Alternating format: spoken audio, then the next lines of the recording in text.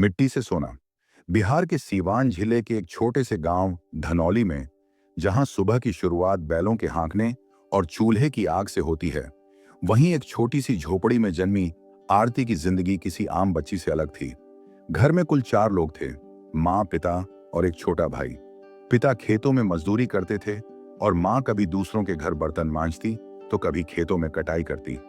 लेकिन इन सब के बीच भी एक सपना था जो आरती की आंखों में पल रहा था। कुछ बनना, बहुत बड़ा बनना। आरती जब 5 साल की थी तब पहली बार स्कूल का नाम सुना। पास ही के प्राइमरी स्कूल में बच्चों को मिड डे मील मिलता था। यही लालच लेकर वह स्कूल पहुंची थी। लेकिन वहां जाकर उसे किताबों से मोहब्बत हो गई। मास्टर जी की बातें, ब्लैक बोर्ड की सफेदी और अंग्रेजी के वो कठिन शब्द उसे किसी और ही दुनिया में ले जाते। उसके कपड़े हमेशा फटे होते, बाल उलझे हुए, चप्पलें घिस चुकी, लेकिन दिमाग तेज था और दिल में आग। बाकी बच्चे स्कूल को बोझ समझते थे, आरती उसे जीवन का दरवाजा समझती थी। माँ जब खेतों से लौटती तो थकी हुई होती, लेकिन आरती की कॉपी देखकर मुस्कुरा देती। एक दिन आरती ने पूछा, माँ, तुम पढ़ी क्यों नहीं? माँ हंस दी, क्योंकि तब किताबें नहीं थी, अब मेरी किताब तू है। आरती की पढ़ाई का सफर आसान नहीं था। जब 8वीं में पहुंची तो गांव के स्कूल में आगे की कक्षाएं नहीं थीं। उसे पास के कस्बे में जाना पड़ता, जहां स्कूल 4 किलोमीटर दूर था। वह रोज पैदल जाती, धूप हो या बारिश। गांव के कई लोग ताना भी मारते, लड़की है, कहां कहां जाएगी, शादी करवा दो, पढ़ाई से क्या होगा। लेकिन माँ दीवार बनकर खड़ी हो जाती, जब तक मैं जिंदा हूं मेरी बेटी का कलम नहीं छिनेगा। कभी कभी आरती स्कूल से लौटती तो देखती कि माँ के पैरों में छाले हैं, लेकिन वो फिर भी खाना बना रही होती। ये सब देखकर आरती की आंखों में आंसू आ जाते और वह मन ही मन कसम खाती, एक दिन मैं ऐसा बनूंगी कि मेरी माँ को दुनिया सलाम करेगी। 10वीं कक्षा में आरती ने पूरे जिले में टॉप किया। गांव का नाम अखबारों में आया, स्कूल में मिठाई बंटी।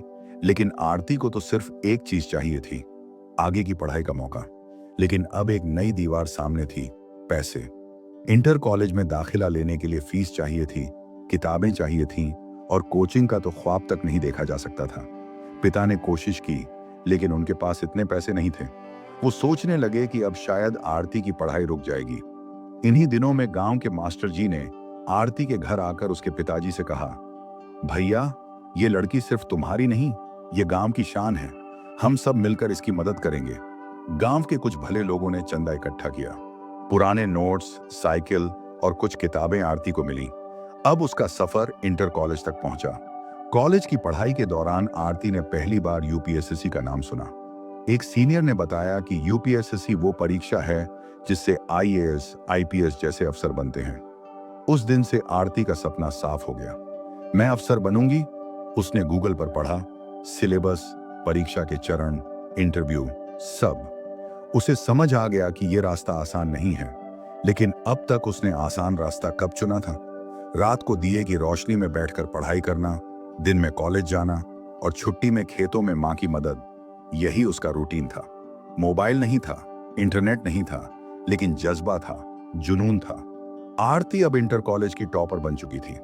कॉलेज के टीचर उससे बहुत प्रभावित थे, लेकिन उसकी नजर कहीं और थी। यूपीएसएससी, एक ऐसा सपना जिसे देखने का साहस ही लाखों में किसी एक में होता है। लेकिन आरती ने वो सपना देखा था और अब उसे पूरा करने का जुनून सवार था। इंटर के बाद उसने ग्रेजुएशन के लिए नजदीकी शहर की सरकारी यूनिवर्सिटी में दाखिला लिया।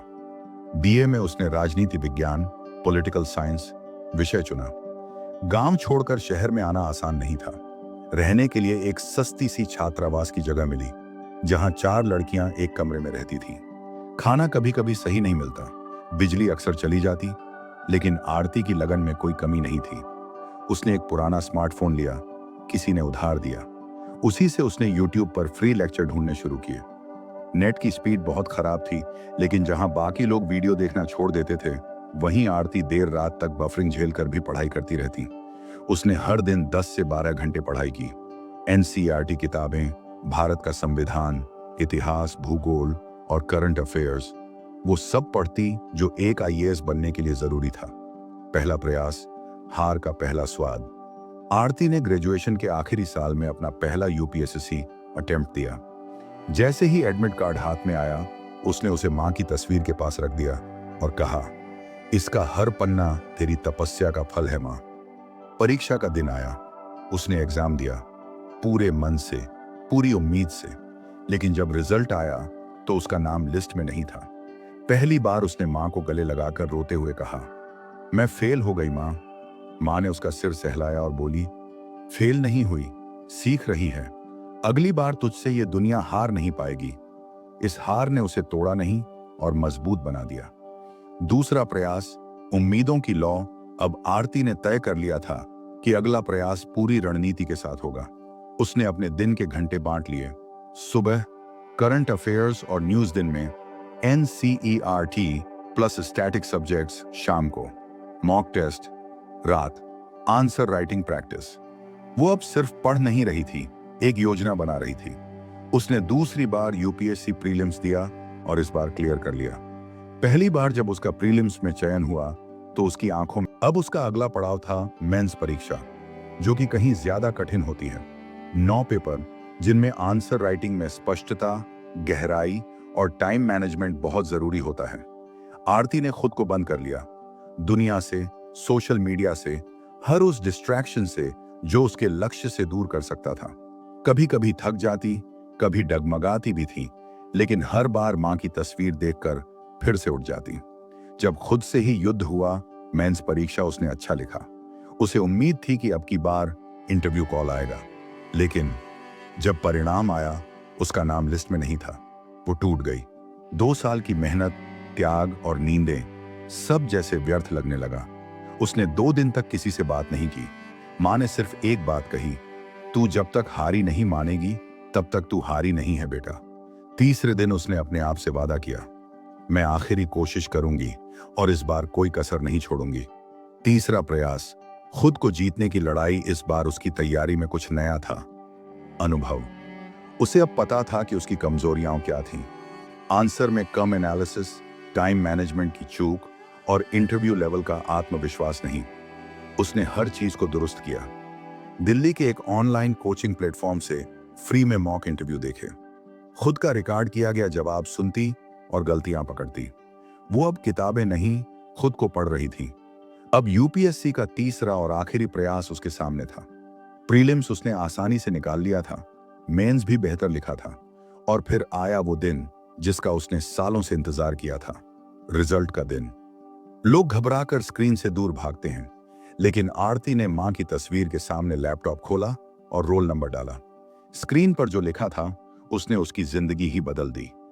नाम आरती कुमारी, रैंक एक all India rank, UPSC civil services examination interview call.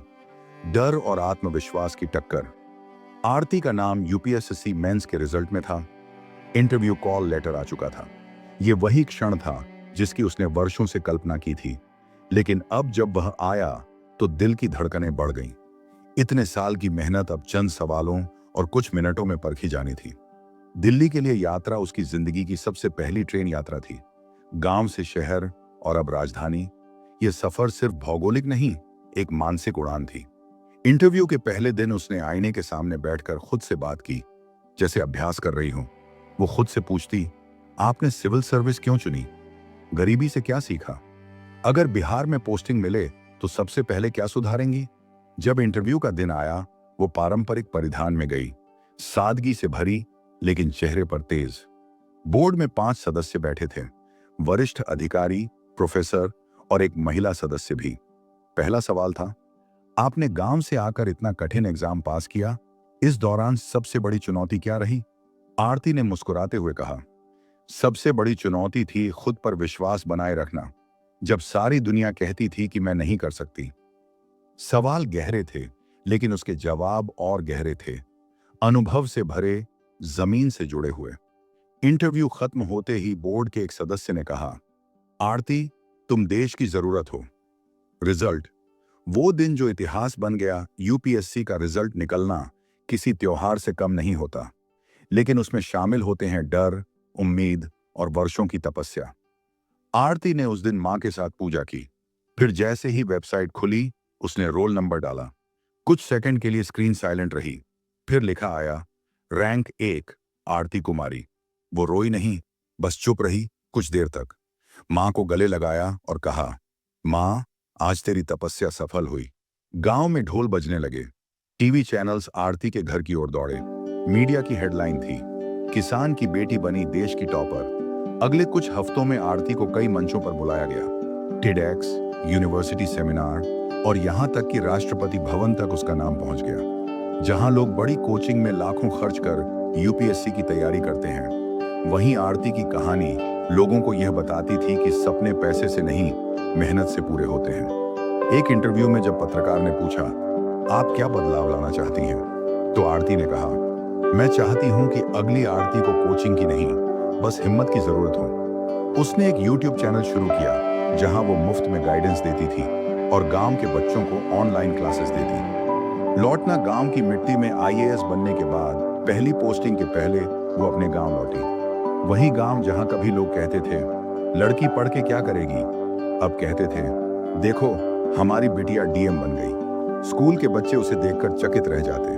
वो उसी स्कूल में गई जहां पढ़ाई शुरू की थी। मास्टर जी अब बूढ़े हो गए थे, लेकिन उनकी आंखों में चमक थी। मैंने कहा था ना, तू अफसर बनेगी। आरती ने स्कूल में एक नई लाइब्रेरी शुरू की और हर बच्चे को किताबें मुफ्त देने की घोषणा की। नया जीवन, अफसर का, लेकिन इंसानियत से भरा मिट्टी से सोना। आरती की कहानी दिए कि रोशनी में पढ़ने वाली लड़की आज एक जिले की डीएम है। आरती ने सोलर लाइट से लेकर सैनिटरी पैड मशीन तक हर जरूरत को जमीन पर उतारा। आईएएस बनने के बाद उसने आरती फाउंडेशन शुरू किया, जहां गांव के बच्चों को यूपीएससी, एसएससी कोचिंग, डिजिटल शिक्षा और आत्मरक्षा सिखाई जाती है। उसकी टेड टॉक यूएन विमेन से जुड़ाव और बायोपिक निर्माण बताता है, ये सिर्फ एक अफसर की नहीं, एक आंदोलन की कहानी है। अगर मैं कर सकी तो तुम भी कर सकते हो। आरती कुमारी, आईएएस। संदेश, गरीबी रुकावट नहीं है और लड़कियां सिर्फ सपने नहीं देखती, उन्हें पूरा भी करती हैं।